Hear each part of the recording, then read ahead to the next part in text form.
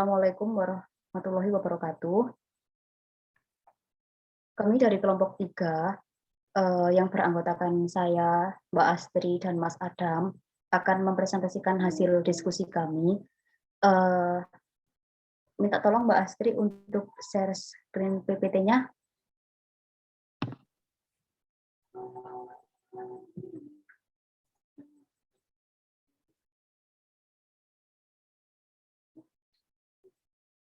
Nah, di sini kelompok 3 akan dari hasil diskusi kami, yaitu pandangan supervisi direktif informasional and control.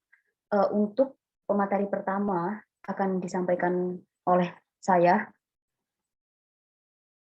Slide selanjutnya, Mbak Astri.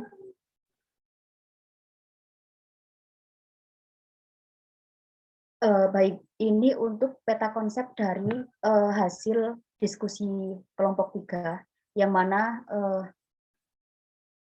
yang akan kita jelaskan adalah ada beberapa pengertian dari supervisi direktif, pendekatan supervisi direktif, tujuan, implementasi, terus langkah-langkah, kelebihan dan kekurangan, pandangan supervisi direktif, waktu penggunaan supervisi direktif. Selanjutnya adalah untuk konsep pendekatan supervisi direktif. Slide selanjutnya, Mbak. Nah, untuk pengertian dari atau konsep dasar dari supervisi direktif, yang mana secara etimologi gitu, supervisi ini berasal dari kata super dan vision, yang mana masing-masing kata itu memiliki arti atas dan penglihatan. Jadi secara etimologis, supervisi ini merupakan penglihatan dari atas, yang mana kita biasanya dalam pendidikan itu menyebutnya dengan pengawasan, yang mana itu dilakukan oleh pimpinan atau pengawasan dari pusat pendidikan, atau bisa pemimpin biasanya kepala sekolah dan jajarannya gitu. Karena kan untuk siapa yang menjadi tugas atau siapa yang menjadi pengawas dalam pendidikan itu sudah ditentukan, yang mana tidak sembarang guru atau pendidik itu bisa melakukan supervisi. Menurut para ahli, di sini kami mencantumkan Glickman,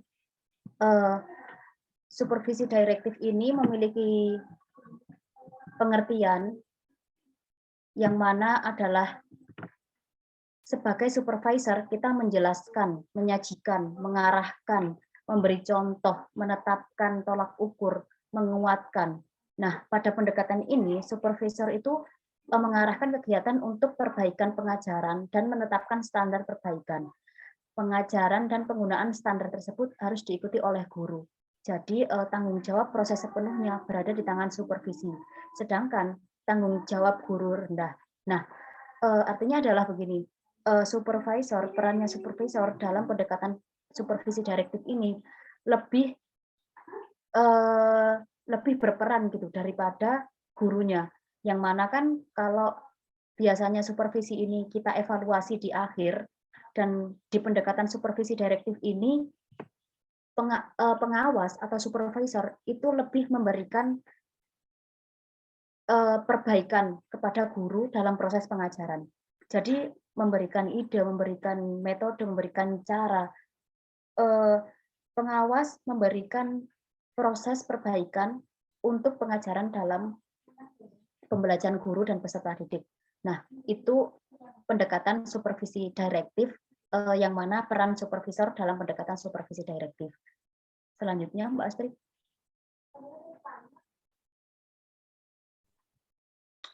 Nah, ini ada beberapa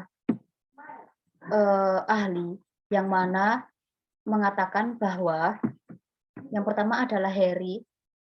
Beliau mengatakan bahwa melaporkan supervisi direktif dapat diterima baik oleh guru yang tidak dimotivasi untuk melakukan perubahan-perubahan positif dan yang tidak bisa bekerja sama dengan supervisor. Dan untuk menurut Ginkel, dalam Manja 2020, beliau menjelaskan bahwa yang melakukan penelitian yang mengkaji hubungan antara supervise yang lebih disukai guru dan tingkat konseptualnya. Menemukan bahwa para guru yang dikategorikan tingkat konseptualnya rendah saja yang menyukai pendekatan direktif. Nah, di sini di pengertiannya Glenkel itu menyebutkan bahwa guru yang dikategorikan tingkat konseptualnya rendah saja yang menyukai pendekatan direktif. Jadi ada beberapa mungkin tingkatan guru yang mana itu tidak bisa semuanya itu disupervisi dengan menggunakan supervisi direktif gitu. Supervisi direktif ini lebih tepat digunakan untuk guru yang kompetensinya rendah atau yang memiliki kemampuannya itu kurang gitu. Mungkin bisa dikatakan tuh guru yang guru baru atau guru apa ya? Kalau sekarang itu menyebutnya kita GTT ya. Nah, itu guru baru atau guru yang memiliki kemampuan rendah itu bisa disupervisi direktif atau supervisi langsung gitu. Yang mana dalam artian langsung ini adalah supervisor memberikan arahan langsung terhadap guru untuk pembelajaran. Jadi perannya supervisor di sini itu tidak memberikan referensi, tapi memperbaiki, memberikan apa ya, memberikan arahan dan juga cara untuk menyelesaikan permasalahan yang ada dalam pembelajaran peserta didik dan guru. Nah, itu untuk konsep dasar supervisi direktif. Untuk selanjutnya, Mbak. Nah, adapun untuk tujuan dari supervisi direktif ini mungkin lebih dalam ruang lingkupnya, dalam ruang lingkup sempit itu adalah yang pertama mengamati proses pendidikan di sekolah, yang kedua merumuskan penyelesaian masalah pendidikan, dan yang ketiga adalah memperbaiki pendidikan pada bagian yang dianggap kurang. Jadi di sini seperti yang saya katakan tadi bahwasanya perannya supervisor dalam pendekatan direktif ini lebih signifikan gitu, lebih daripada gurunya. Yang mana kan biasanya kalau misalkan di pendekatan-pendekatan lain mungkin guru hanya memberikan arahan, tapi di supervisi direktif ini guru lebih memberikan cara gimana pembelajaran ini dilakukan dengan baik lagi.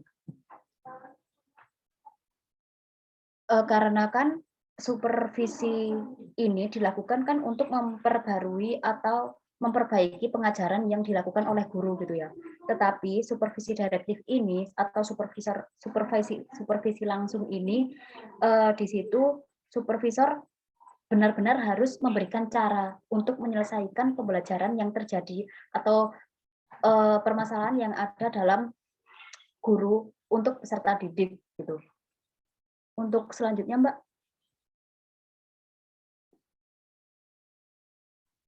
Nah, selanjutnya adalah implementasi pendekatan direktif akan disampaikan oleh pemateri selanjutnya, Mbak Astri. Baik, terima kasih pada Mbak Mega, yaitu selanjutnya itu implementasi pendekatan direktif. Di sini penerapan atau implementasi pendekatan direktif dalam melaksanakan supervisi pengajaran sebagai berikut menurut Darsono. Di sini implementasi itu bertujuan untuk pada saat pertemuan pertama supervisor melaksanakan identifikasi masalah lalu melanjutkan dengan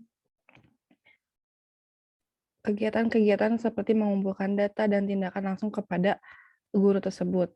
Yang pertama yaitu mengklarifikasi masalah-masalah guru baik melalui pertemuan awal maupun pertemuan di sekolah. Yang kedua itu observasi kelas, yang ketiga pertemuan balikan.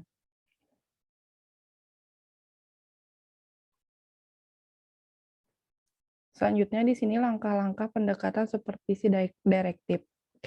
Pendekatan ini yang didasarkan pada keyakinan bahwa mengajar terdiri dari keterampilan teknis dengan standar kompetensi yang telah ditetapkan. Yang pertama itu pre-conference. Pre-conference ini dilakukan untuk memilih dan memperoleh gambaran yang jelas tentang permasalahan yang dihargai oleh guru. Langkah ini penting dalam sumber informasi yang digunakan untuk melakukan tindakan selanjutnya. Yang kedua itu observasi.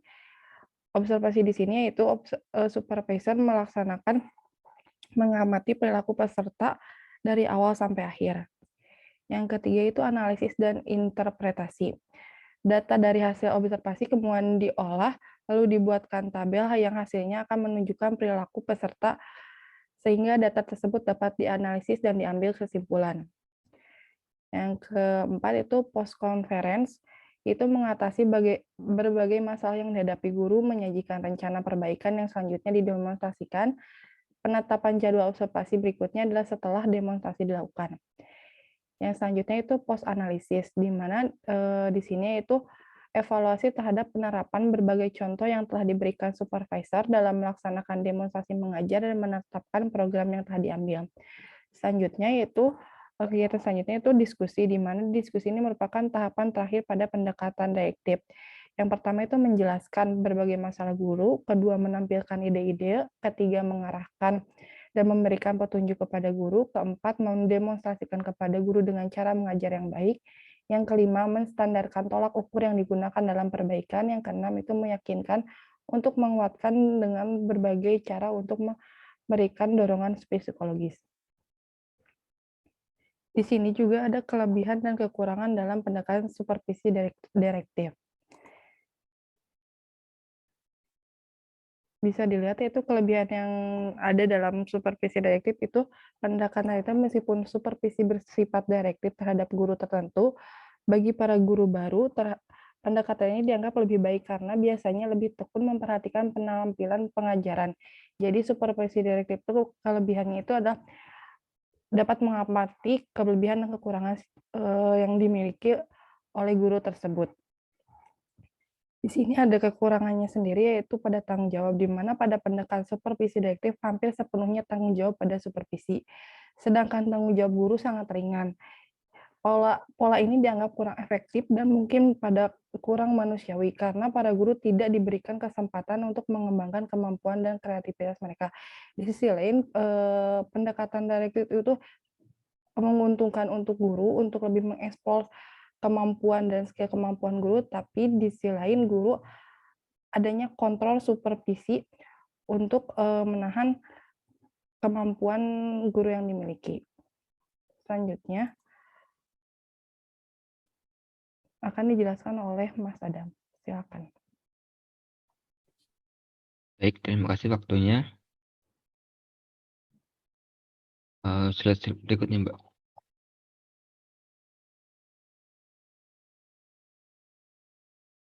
Berikut merupakan pandangan supervisi Directive Information and Control.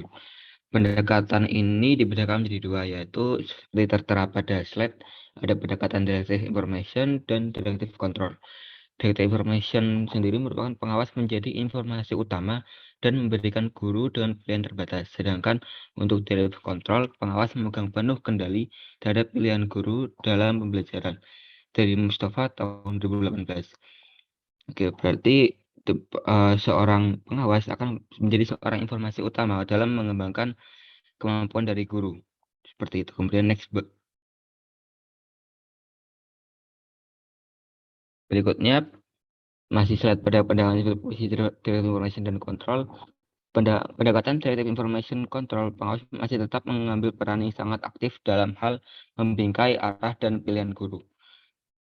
Seorang pengawas akan terus membimbing dan membuat pilihan-pilihan yang akan diberikan kepada guru, dan masih bertanggung jawab terutama untuk semua aspek pengawasan. Supervisor atau ketua akan menggunakan perilaku pengawasan seperti memperkuat, menstandari, dan mengarahkan, tetapi lebih terbuka terhadap saran dari anggota. Dari Letik Lab and Gracia tahun 2000. Berikutnya, Mbak. Kemudian waktu penggunaan orientasi direktif informasional. Seperti diketahui pada slide tertera ada beberapa hal, yaitu orientasi direktif informasional berkisar pada keahlian, kepercayaan diri, kredibilitas, dan pilihan yang membatasi. Oleh karena itu, orientasi ini itu harus digunakan dalam melihat situasi dan kondisi tertentu. Seperti ketika guru pada tingkat pengembangan yang rendah. Yang kedua, ketika guru tidak memiliki pengetahuan tentang isu-isu sementara, supervisor pasti memiliki pengetahuan dan bisa mengarahkan guru-guru tersebut.